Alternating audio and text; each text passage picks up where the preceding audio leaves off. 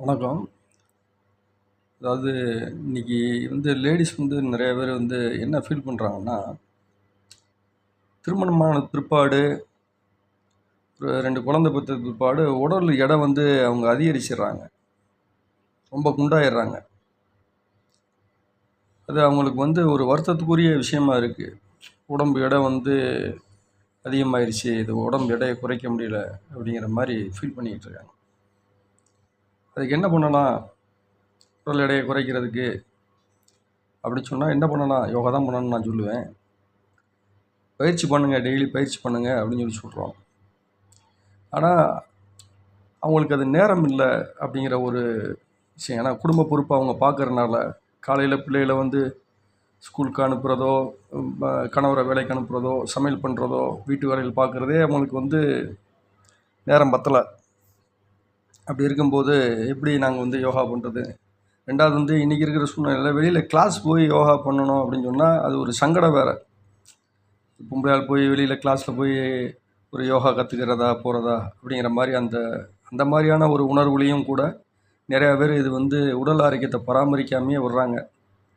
அப்படி இல்லை, ஸ்ரீ பகவத் யோகாங்கிறது நம்ம ஊரில் மதுரையில் இங்கே ரொம்ப பாதுகாப்பாக பெண்களுக்கு தனி ட்ரெயினர் போட்டு பெண்களை வச்சு அவங்களுக்கு நல்ல விதமாக கிளாஸ் எடுக்கிறதுக்கு ஏற்பாடு பண்ணியிருக்கோம்.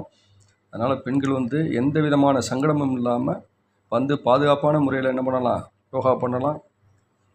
நீங்கள் டெய்லி பண்ணணுன்னு அவசியம் இல்லை, டெய்லி கிளாஸுக்கு வரணும்னு அவசியம் இல்லை.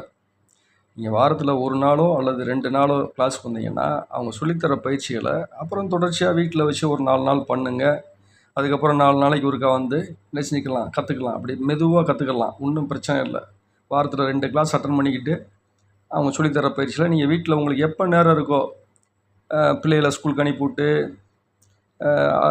வீட்டுக்கார வேலைக்கு அனுப்பி விட்டுட்டு, நீங்கள் அதுக்கப்புறம் உங்கள் வீட்டு வேலையெல்லாம் முடிச்சுட்டு ஒரு 10 மணி அந்த டயத்தில் கூட நீங்கள் பண்ணலாம். ஒரு மணி நேரம் பண்ணலாம். ஒன்றும் தப்பு கிடையாது. அதனால் யோகா உங்களுக்கு கிடைக்கிற நேரத்தையாவது பயன்படுத்தி அதை செய்கிறதுக்கு முயற்சி பண்ணுங்கள். ஏன்னா இந்த உடம்பு எடையை நம்ம வேறு எந்த மருந்து மாத்திரை மூலியமாக குறைக்கணும்னு நினச்சாலும் அதுக்கு ஏதாவது ஒரு பக்க விளைவுகள் இருக்கும். அதனால் அது உடம்பு எடையை குறைக்கிறதுங்கிறது சாதாரண விஷயம் கிடையாது, ரொம்ப கஷ்டமான ஒரு காரியம். அப்போ அதுக்கு சில விஷயங்கள்லாம் நம்ம கண்டிப்பாக தியாகம் பண்ணி தான் ஆகணும். பார்த்தீங்கன்னா நீங்கள் நைட்டு கொஞ்சம் வெள்ளத்தில் படுக்கணும். ஏன்னா நீங்கள் பகல் பூரா வேலை பார்த்துட்டு நீங்கள் தான் அதிகமாக நைட் நேரத்தில் முழிச்சிருந்து செல்ஃபோன் பார்த்துக்கிட்டே இருக்கீங்க. அதனால் இந்த செல்ஃபோன் பார்க்குற பழக்கத்தை தயவுசெய்து நைட் நேரத்தில் யாரும் அதிகமாக செல்ஃபோன் பயன்படுத்துகிறத விட்டுருங்க. கொஞ்சம் வெள்ளத்தில் படுத்துங்க, காலையில் கொஞ்சம் வெள்ளத்தில் எழுந்திரிங்க. அது ரொம்ப முக்கியமானது. காலையில் எழுந்திரிச்சோன்னே வெறும் வயிற்றுல தண்ணி நல்லா நிறையா குடிங்க. இந்த வெயில் காலம் உடம்பு ரொம்ப உஷ்ணமாகும். அதனால் காலையில் எழுந்திரிச்சோன்னையும் தண்ணீர் நிறையா குடிக்கிறதுக்கு முயற்சி பண்ணுங்கள். டெய்லி ஒரு மணி நேரமாவது யோகா பண்ணுங்கள். ஏன்னா குழந்தை பெற்றுட்டாங்கன்னா அவங்களுடைய வயிறு துளண்டு போயிடும். அந்த வயிற்று சதனா கீழே தொங்க ஆரம்பிச்சிடும். அதனால் நீங்கள் டைட் பண்ணி வைக்கணும். அது இடுப்புக்கு வயிற்றுக்குன்னு இப்போ நிறைய பிரத்யேகமான பயிற்சிகள் இருக்குது. அந்த பயிற்சியெல்லாம் டெய்லி ஒரு 1/2 மணி நேரம் பண்ணிட்டு வந்தீங்கன்னு சொன்னாலே அந்த வயிற்றில் இருக்கக்கூடிய அந்த கொழுப்பு பூராமே கரைய ஆரம்பிக்கும். அந்த தொங்குற சதை நல்லா இறுக்கம் கொடுக்க ஆரம்பிக்கும். அப்போ வயிற்றுக்குள்ளே இருக்கக்கூடிய உள்ளுறுப்புகள்லாம் பாதுகாப்பாக இருக்கும். அது நீங்கள் இன்றைக்கி கவனிக்காமல் விட்டீங்கன்னு சொன்னால், இந்த மாதிரி பயிற்சிகள்லாம் பண்ணாமல் விட்டீங்கன்னு சொன்னால், நாளை முன்னே கர்ப்பப்பையை ஆப்ரேஷன் பண்ணணும், பித்தப்பையில் கல் இருக்குது அதை எடுக்கணும், இந்த மாதிரி பெரிய பெரிய பிரச்சனைகள் வரும். அப்போ வயிற்றில் கட்டி வந்துருச்சு, கட்டி ஆப்ரேஷன் பண்ணி எடுக்கணும், 4 கிலோ 5 கிலோவில் கட்டி இருக்கும்பாங்க. இந்த மாதிரி வயிறு சார்ந்த பிரச்சனைகள்லாம் வர்றதுக்கு வாய்ப்பு இருக்குது. இதுவும் இன்னும் சுகரு, பிபி இந்த மாதிரிலாம் இருந்துச்சுன்னு சொன்னால் நீங்கள் இன்னும் கவனமாக இருக்கணும். அதனால் சுகர் இருக்குதுன்னு சொன்னால் அந்த சுகரை கண்ட்ரோலில் வச்சுருக்கிறதுக்கு முயற்சி பண்ணணும். நான் உடல் ஆரோக்கியங்கிறது ரொம்ப முக்கியம். குடும்பத்தில் பெண்கள் ஆரோக்கியமாக இருந்தால் மட்டும்தான் கணவரால் என்ன செய்ய முடியும்? மகிழ்ச்சியான ஒரு வாழ்க்கையை வாழ முடியும்.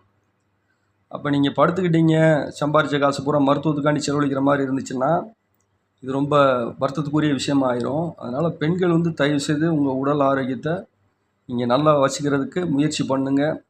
அது ஸ்ரீ பகவத் யோகாவில் நிறைய வழிமுறைகள் இருக்குது. நீங்கள் கிளாஸுக்கு சும்மா ஜஸ்ட்டு கேட்க வாங்க, விவரம் கேட்க வாங்க. அவங்களுக்கு உங்களுக்கு புரிகிற மாதிரி சொல்லிக் கொடுப்பாங்க.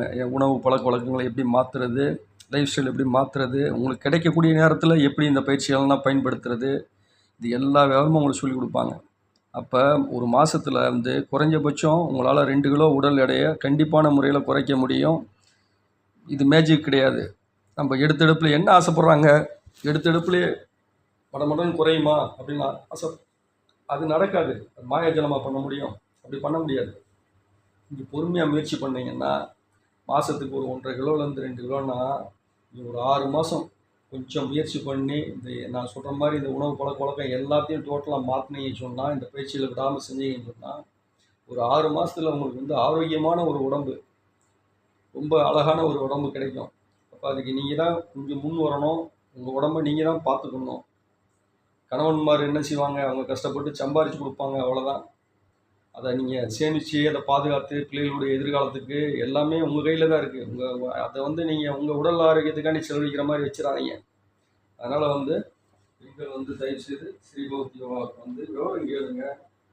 அந்த ஒரு அற்புதமான கஞ்சி சாப்பிட்றதுக்கு இன்னும் எளிமையான வழிகள்லாம் இருக்குது. அதாவது வந்து என்னால் இந்த பயிற்சி கூட பண்ண முடியாதுங்க. என்னால் கீழே உட்காந்து கூட என்னால் எந்திரிக்க முடியாதுங்க. என் உடம்பு இடம் அதிகமாக இருக்கிறதுனால எனக்கு மூட்டு வலி, உடம்பு வலி, குறுக்கு வலி எல்லாம் இருக்குது.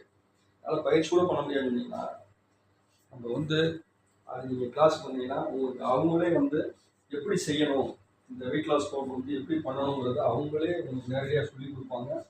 அப்படி அதை செய்கிறது கூட உங்களுக்கு நேரம் இல்லாட்டினா அவங்கள்டே நீங்கள் வாங்கிக்கலாம்.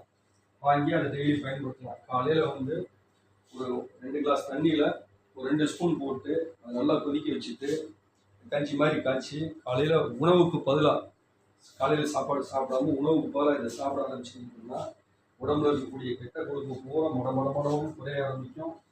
உடம்பு தசைகள் வந்து இறுகும், நல்லா இறுகி நீங்கள் தெம்பாக ஃபீல் பண்ணுவீங்க. அதாவது பட்னியாக கிடந்து உடம்பு குறைச்சிங்கன்னு சொன்னால் நீங்கள் சோர்ந்து போயிடுவீங்க, ஒரு எனர்ஜி இல்லாமல் அசந்து போயிருப்பீங்க. அப்படி வந்து உணவு குறைச்சி பட்னி போட்டு உடல் எடை குறைக்கக்கூடாது. அதனால் காலையில் சாப்பாடு போல இந்த கஞ்சி ஒரு கிளாஸ் குடிச்சுக்கிட்டீங்கன்னு சொன்னால் அழகாக குறையும். அதோட உங்களால் என்ன பயிற்சி செய்ய முடியுமோ அந்த அளவுக்கு உங்களுக்கு எளிமையான பயிற்சிகள் கற்றுக் கொடுப்பாங்க.